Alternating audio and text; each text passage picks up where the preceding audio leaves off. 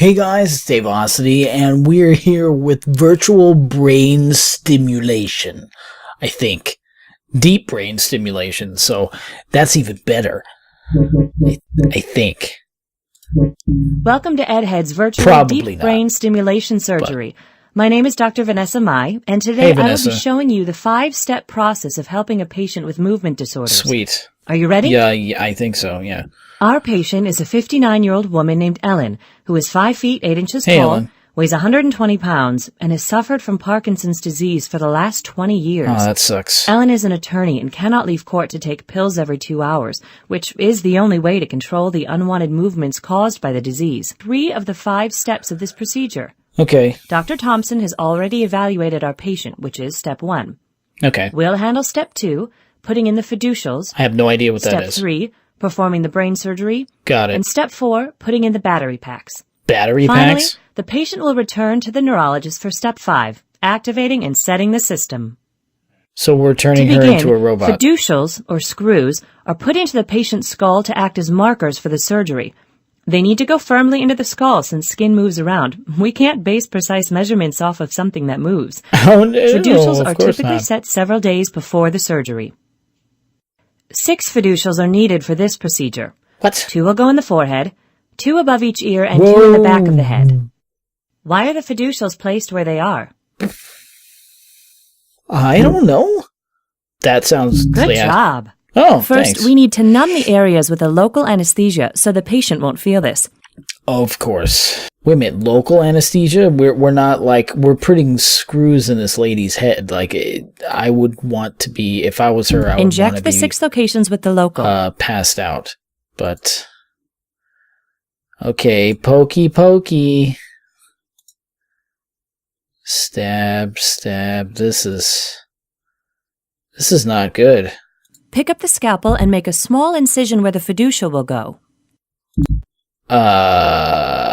You gotta be kidding me.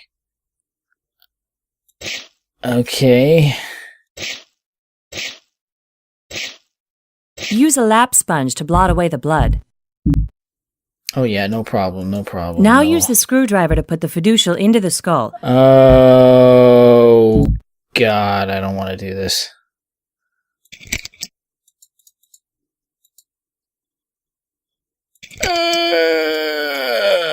That's... How deep are these going in? Are they going into her brain or just into the skull? Now the patient will be sedated and undergo both a CT and MRI scan. These 2 scans will be used to build a very detailed 3-dimensional picture of the skull and brain.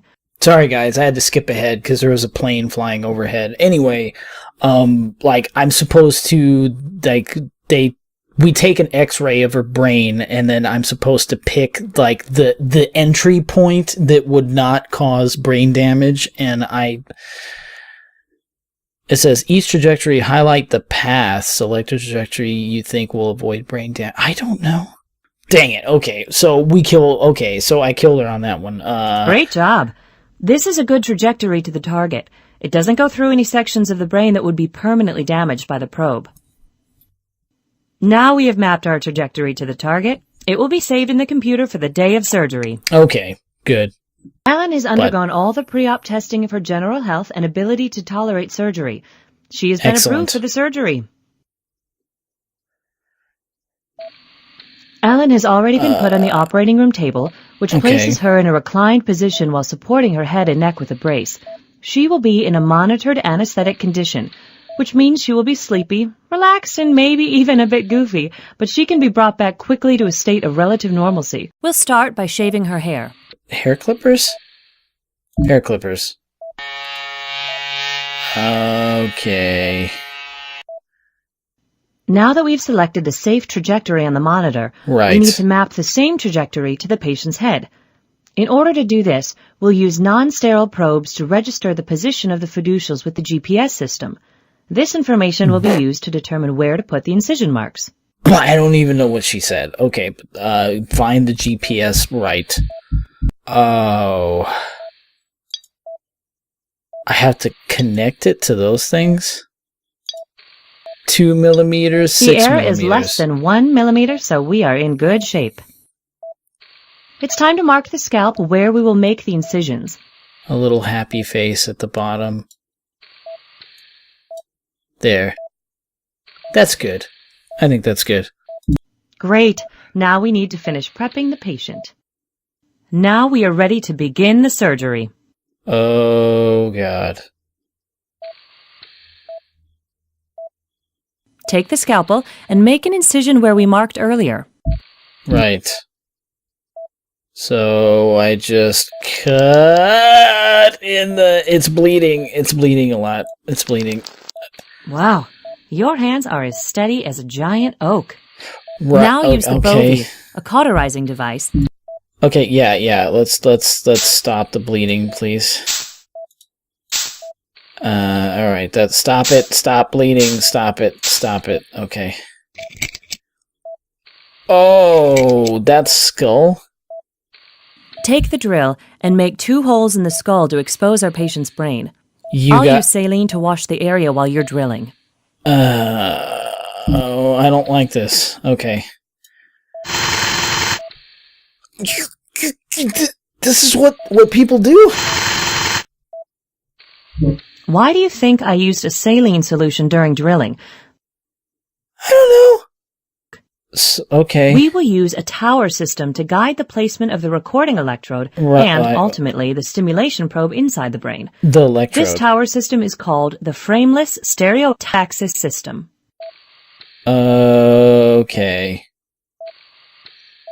So we will start by attaching the base of each tower to a drill hole. Try it. You'll like it. Oh, come on. I'm not liking this.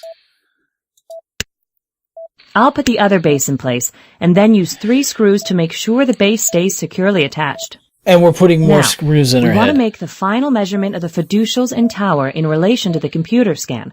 The error that the computer shows for all measurements has to be less than 1 millimeter for us to proceed. This makes absolutely certain that we are in the right place and will hit the right target when we insert the probes. Yes. Now we need to put the top of the tower on the base, which will guide the probe directly to the target. Oh, lordy. The target for stimulation is the left subthalamic nucleus, which is part of the basal ganglia. Stimulating this area will help control the tremors caused by the disease. Okay. Believe it or not, in addition to the GPS, we actually use sound to determine where the probe is in the brain. We are ready to insert the recording probe. The probe should go in about 10 millimeters shy of the target using our tower measurements. This allows you to slowly advance the last 10 millimeters without making a hollow groove in the brain. Oh, yeah. Do you think you can identify the part of the brain from the sound? Go ahead and slowly insert the probe until you think you are in the subthalamic nucleus. Damn it. Okay.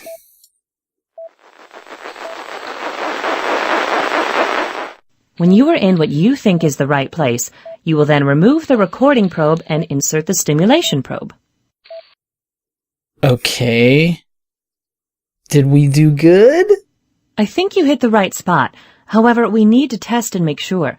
There is a section of the brain very near the STN that is a sensory center. That means if we accidentally stimulate the sensory center instead of the STN, the patient will feel a tingling sensation in her hands and face or legs, and that's not good. A nurse will test the patient for hand-eye coordination, she's going to go into a seizure, ability to perform fine motor functions, and also ability to move quickly and with control. Right. Parkinson's patients not only have trouble moving the way they want, but also their muscles are often rigid, preventing them from moving freely, so we'll test for that too. Okay. Our patient is also asked to draw a straight line and to write her name. This is compared to what was drawn and written before surgery started. It looks like we have that problem solved, and both stimulation probes are now in the correct locations of the brain. Cool. Okay. Now we need to make absolutely certain that the second probe doesn't move, so put a Pac-Man piece in the drill hole. Okay, Pac-Man away. Excellent. Now we can safely remove the towers and bases on both sides. So we are leaving the probe inside. Holy moly. Finally, a connector is put in place for the next stage of the procedure. What The connector? connector on each side is put under the skin of the scalp where it will be retrieved and connected to the battery for the next part of the procedure. The battery? Now we can begin closing. Take your suture and close each of the incision areas in Ellen's head. We're leaving her with probes inside her head. Okay, we're removing the screws. Great job. You may have a promising future as a neurosurgeon. No, I don't. The next step of this procedure will occur about 2 weeks from now, after the patient has had a little time to recover. Right. The patient will typically stay overnight in the hospital for observation and then go home the following day. I'm glad you were able to come back for this stage of Ellen's procedure. She's doing great after the surgery. The OR staff has been working to drape and prep the patient, and I see they are almost finished. The patient will be put under general anesthesia for this procedure. I'll scrub the scalp and the incision areas under the clavicles. I'll also take out the sutures we put in 2 weeks ago, as well as mark the incision sites. You will need to make new incisions near the old ones to access the connectors on the ends of the stimulation probes. We're cutting her again? Aw, man. Use the scalpel to cut open the new incision sites. Oh, this is not good, dude. Oh, you gotta be kidding me. Now cut along the incision marks on both sides of the torso, just beyond the clavicles. Oh, come on. Great. Yay. Now I'll put the sterile batteries into the incisions near the clavicles. Now we are ready to put the leads in. This next step looks pretty brutal, but really isn't painful for the patient. Ready? Now push the long tunneler down so that it's running under the scalp and behind the ear. Keep pushing until the instrument goes down to the incision near the clavicle. You gotta be kidding me. No way. I'll use the long tunneler to grab the end of the lead and pull it back up under the skin to the top of the head. That's how they do that? You connect that end of the lead line to the probe connector, and I'll connect the other end to the battery. Then we just need to suture up the incisions on the head and chest. Oh, God. This is too much, man. I know Parkinson's is like a terrible illness, but man. Okay. So we got... And we close that up. The patient will go back into recovery today and then go home tomorrow. Yay. After that, she will wait another 2 weeks before returning to the neurologist to have the deep brain stimulation system calibrated to her particular needs. The traditional method of dealing with movement disorders was to burn or ablate a small section of the brain. Surgeons discovered that stimulating controlled the movement disorders even better than burning the cells. So this entire procedure was developed around that research. However, no one really knows why this works or how it controls the movements. Maybe you can discover an answer to this question as you pursue your future career. Thanks for helping out with Ellen's deep brain stimulation surgery. She will have a much higher quality of life now. Yay.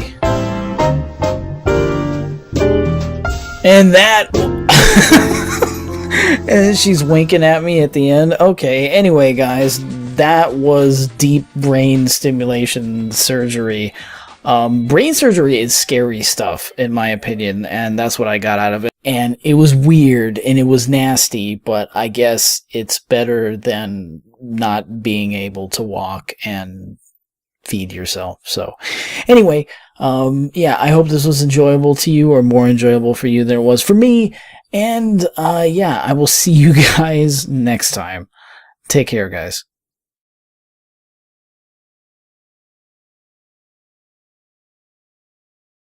Hey guys, it's Dave Ossity, and we're here with virtual brain stimulation, I think.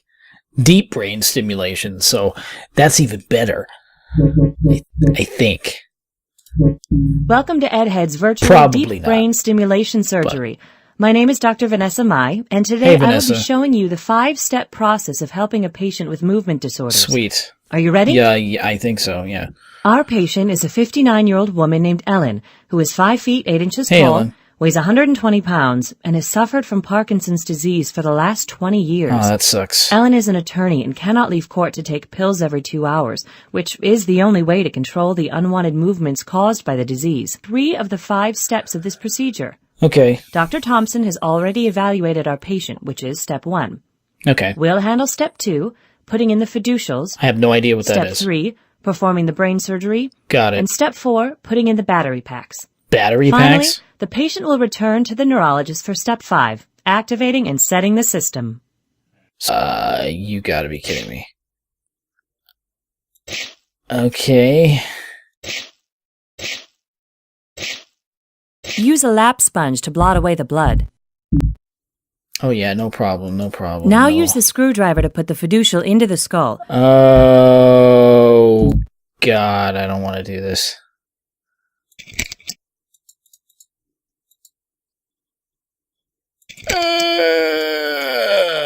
That's... So we're turning her into a robot. Fiducials, or screws, are put into the patient's skull to act as markers for the surgery. They need to go firmly into the skull since skin moves around. We can't base precise measurements off of something that moves. Oh, no, Fiducials are of course typically not. set several days before the surgery. 6 fiducials are needed for this procedure. What? 2 will go in the forehead, 2 above each ear, and 2 in the back of the head. Why are the fiducials placed where they are? I don't know. That sounds... Good job. Oh, First, thanks. we need to numb the areas with a local anesthesia so the patient won't feel this. Of course. Wait a minute, local anesthesia? We're not like, we're putting screws in this lady's head. Like, I would want to be, if I was her, I would Inject want to the be 6 locations with the local. passed out. But, okay, pokey, pokey. Stab, stab. This is not good. Pick up the scalpel and make a small incision where the fiducial will go.